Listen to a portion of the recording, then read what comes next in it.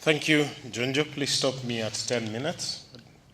Feel free to stop me at 10 minutes. I tend to speak for long. I have not had the best possible preparation for this speaking role. I sort of got roped in a bit late, but let me try my best.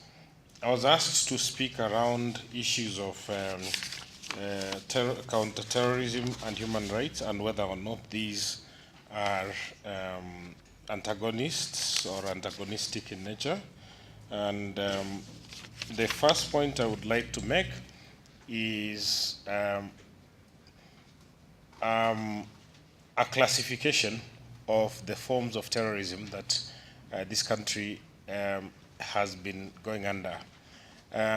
We have two distinct typologies of terrorism in Kenya. The first typology, sometimes referred to international terrorism, is the type of high-profile terrorist attacks regarded as intended to cause local casualties, but also to attract international attention in the process.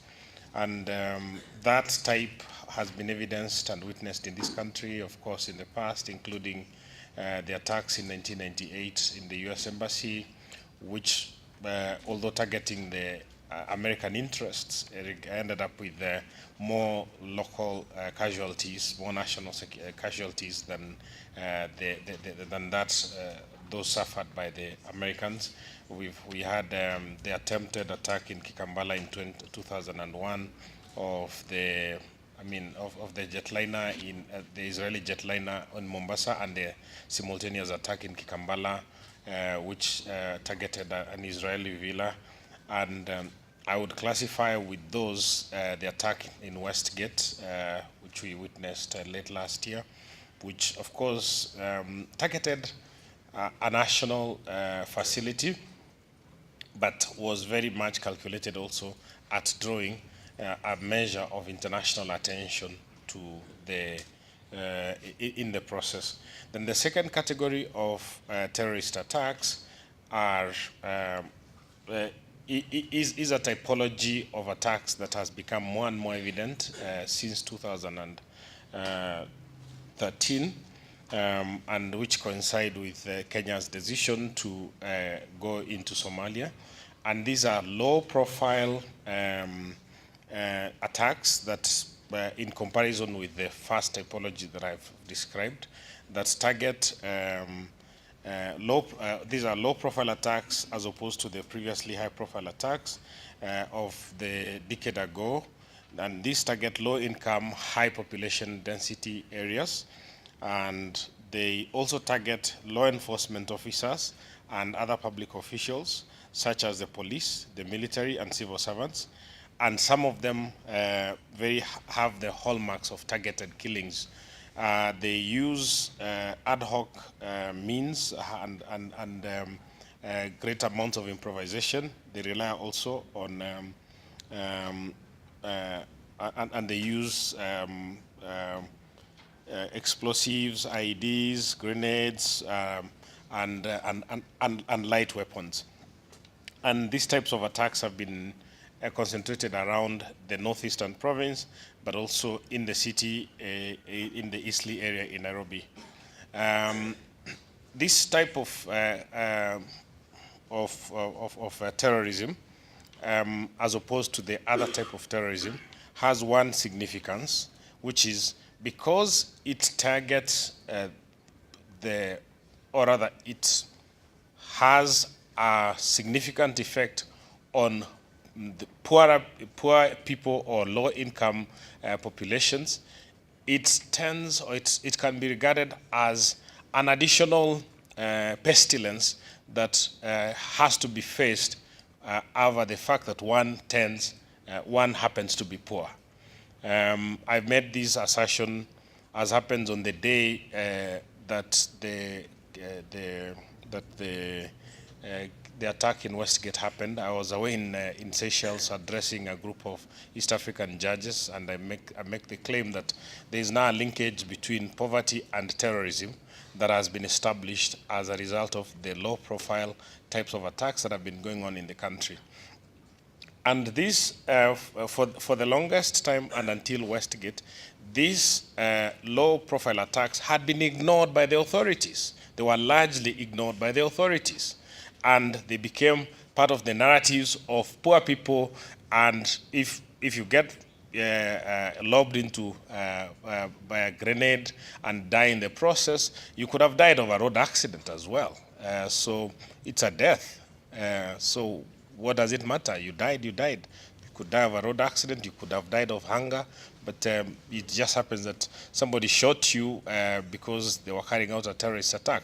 But what has happened is that since Westgate and since the outrage, the national outrage that Westgate caused, the relatively small types of attacks that the authorities had ignored and the media had ignored and downgraded have now been centralized into our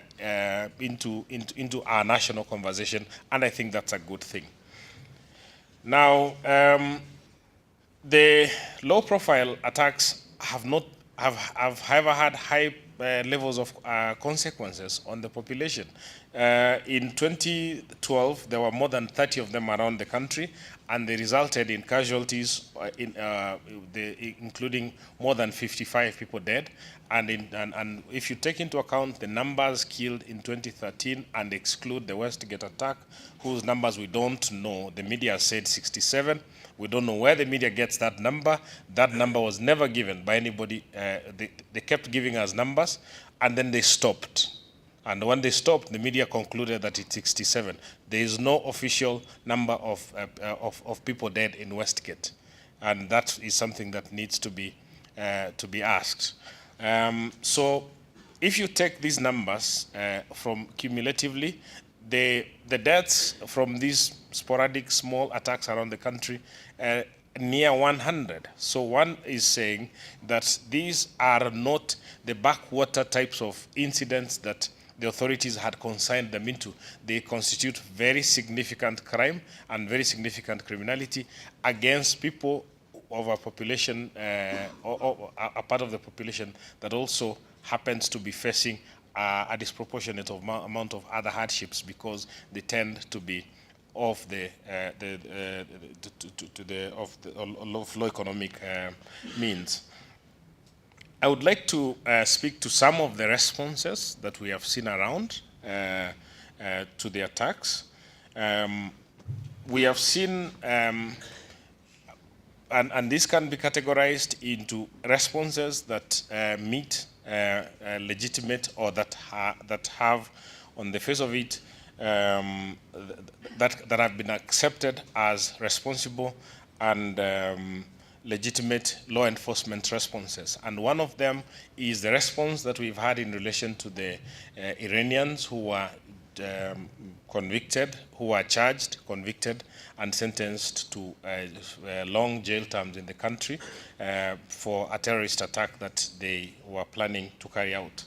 But other responses outside that have tended to, and we've also had responses in relation to what has happened around Isli that on the face of it look like legitimate law enforcement on the part of the police. It's just that those responses themselves have been much less high profile, and it would be nice to actually follow them in detail and ask to what extent do they actually meet all the steps of legitimate law enforcement.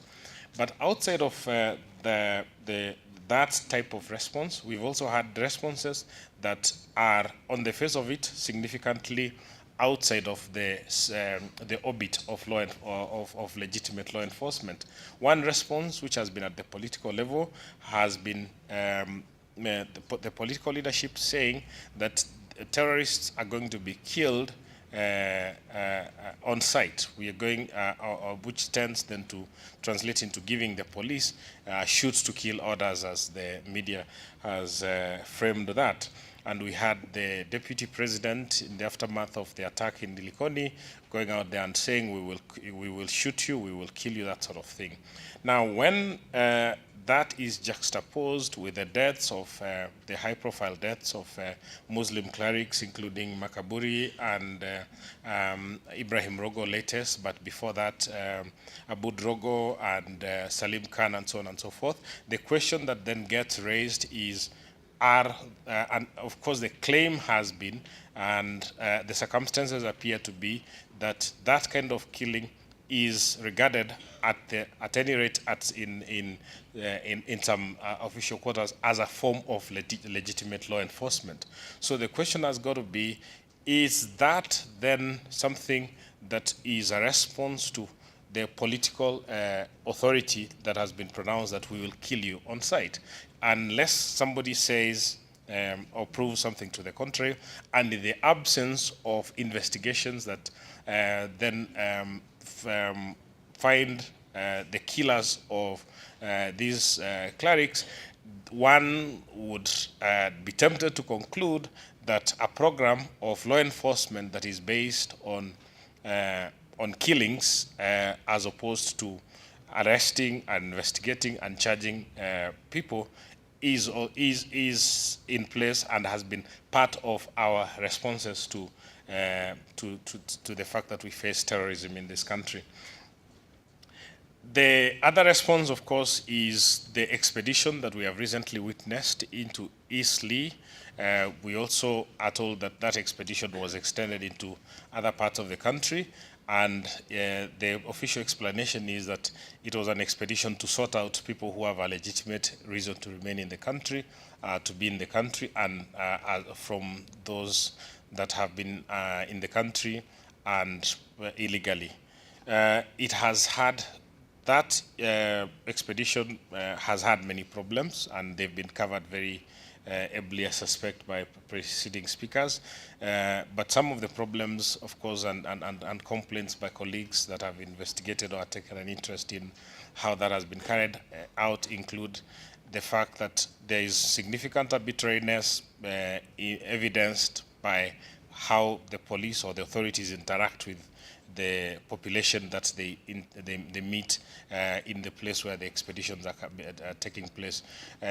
We've had stories to the effect that people who produce papers that show why they have a reason to stay in Kenya because of, for example, refugee papers, those papers are then confiscated. And if those papers are confiscated, then the next thing you're being told is that you have no reason to be here. Show me what your reason to be here. So you can't win if that is the approach. So one then says or makes the general conclusion that there are allegations, and they would need to be investigated and verified completely, that even on its, I mean, first of all, there's one level of the problem, which is the expedition constitutes, and as has been said, a form of ethnic profiling, because what has tended to happen is that it has disproportionately targeted people of Somali ethnicity because also of the fact that they are a visible minority in the country. So that is one level of the problem. But another level of the problem is that even accepting the logic and the rationale that justifies it on the part of the authorities, they have not carried it out. It has not been with challenges that are associated with corruption and lack of accountability of the police of the kind that Otieno, for example, has been talking about. So those are the two levels of the problem. Another significant response has been the response to the attacks in Uganda, the terrorist attacks in Uganda, which implicated or in which the police claim nationals of this country were implicated, and then they were taken to Uganda, and they currently face trial in that country. Our colleague and friend Alamin Kimathi, of course, was caught up in that for 2 years of his life, and he faced a Ugandan jail together with Mbugua Moredi. Now, again,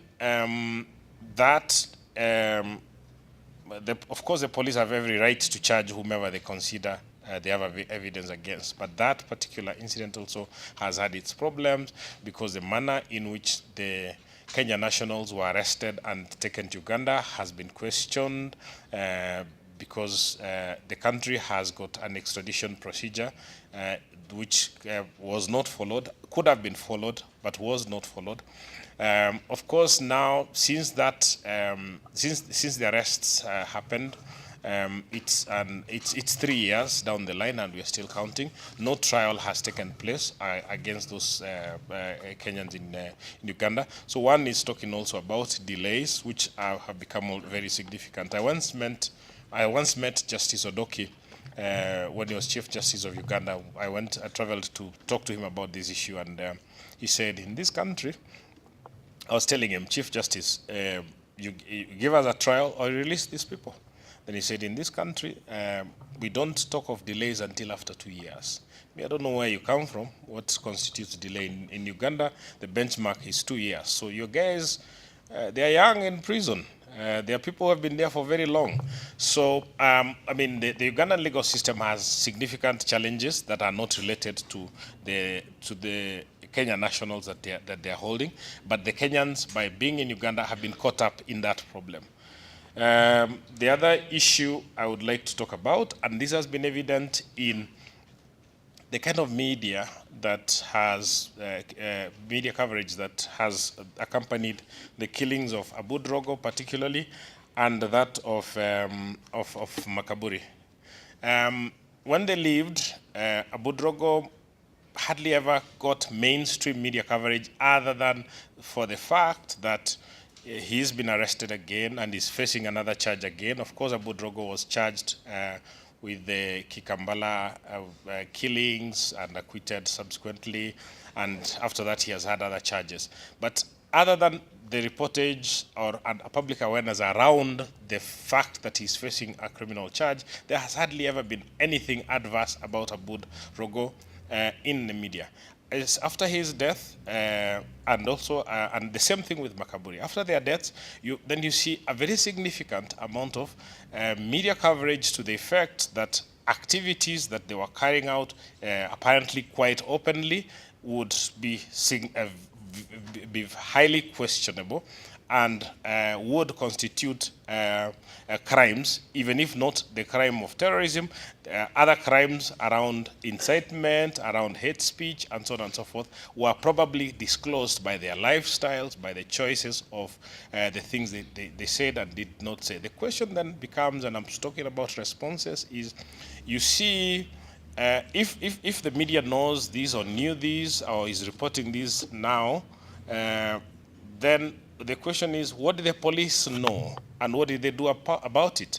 The point I'm making is, if the police were intended to do so, it seems that there was a basis for lawfully bringing accountability against these people if they had chosen to do so. So one then says that when given the easy, option of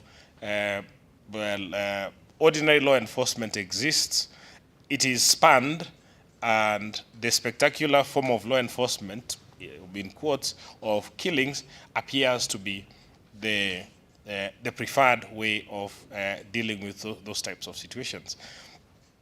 Now, the last things I want to say are that there are three elements in my suggestion to how we can fight terrorism in this country. The first element is intelligence, and Warunga talked about that, information intelligence and that kind of thing. The idea being the law enforcement fraternity needs to invest in a process or in an infrastructure or in circumstances that will give them enough accurate information about criminality, including the crime of terrorism, as to be able to make arrests and apprehend people and make them accountable before the crime happens, and also as to ensure that they are arresting the correct people for the correct reasons. So that is one element. The other element is propaganda. What do the public believe? What do the public know? What do the public consider to be right? What do the public consider to be wrong? When we stood up in the human rights fraternity to say that what was going on in Eastleigh was wrong, the public obviously found as very, very offensive, because the public was saying, do you take into account how much we've been ravaged by terrorism? Don't you care about us? You just care about those terrorists of yours. And then you saw within the ruling coalition, there was a very clear divide, and the group that was saying the expedition into Isli is right appeared extremely confident and were very assertive, because they knew that the public was with them. They knew that what they were doing in Isli is highly popular with the public. It is highly the public believes that it represents a legitimate form of law enforcement, and there are other reasons that have been advanced as to why it's popular, and those are a lot more controversial. But for whatever reason, the public supports what is going on in Isli, and the government therefore feels, because governments respond to public opinion, that this is something that it can do and nothing is holding it back. So that just means that the propaganda around responsibility and around accountability and around human rights in the context of counterterrorism is not something that the public considers to be serious. That the tampering counterterrorism with a balance around human rights is not something the public has invested in or has seen value in. And it could be that because the public has been on the receiving end of all these interruptions and all these terrible things that happen from terrorists, the public then doesn't care. It just feels that if you go for somebody, anybody, or appear to do something, then that means that we are probably going to be safe, and we are going to back the government. So to go with that is the perception in this country that Al-Shabaab, which we blame for all the acts of terrorism that are going on in this country, is in some way a representation of the Somali nation. It is carrying out the bidding of Somali people, of the people of Somali ethnicity, and the people of Somali ethnicity like what Al-Shabaab is doing, and so on and so forth. So if you go after them, it is in a sense getting back at them. Now, the truth of the matter is that Al-Shabaab in Somalia has been very significantly marginalized politically. It mutates and has been mutating and has had to mutate many times just to survive and to try and be legitimate in Somalia. So since that attack where they killed medical students, Al-Shabaab has found it's going in terms of political acceptance in Somalia very, very tough. That realization, putting that kind of information into the Kenyan population, that Al-Shabaab is not any more tolerated in Somalia than it is in Kenya, would be a useful counterbalancing piece of propaganda, piece of information that misses out from the discussion that we have around terrorism and counterterrorism in this country. So the last thing around how to combat terrorism is, of course, operations, and we've seen a lot of operational. There's been a lot of operational high-profile activities, those arrests in Isli and so on and so forth, being part of it. Now, the public backs operations without, because it has a one-sided idea about the counterterrorism propaganda, and the government has operations that are not necessarily backed by the intelligence, by any intelligence. And that is why it ends up with, or if they are backed by any kind of intelligence, there is no attempt on their part to convince the public that that is so. And in the attempt, and if there's an absence to convince the public that they're doing the right thing, or then it ends up being the case that we accuse the government of arbitrariness, especially since they can't show us anything to the contrary. So what should be happening? I would like to say that in all this, there should be a lot more transparency, a lot more humility on the part of law enforcement. We are not fools. We can understand if it is explained to us in language that the security people think they're the only ones who understand. The security is for the people and is for the public. So strategic communication to the public, telling them we are doing this, these are the reasons, this is what motivates us. It would be something that helps to balance all the debates that are going on in society between the need to be tough and the need to be observant of human rights. Now, what does security and human rights, what do the two have in common? The two have one thing in common: human security. Human rights contribute to human security.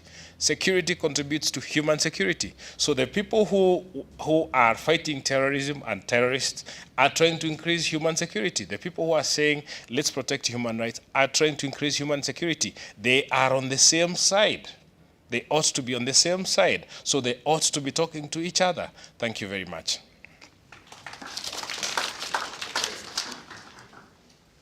To the plenary discussion session.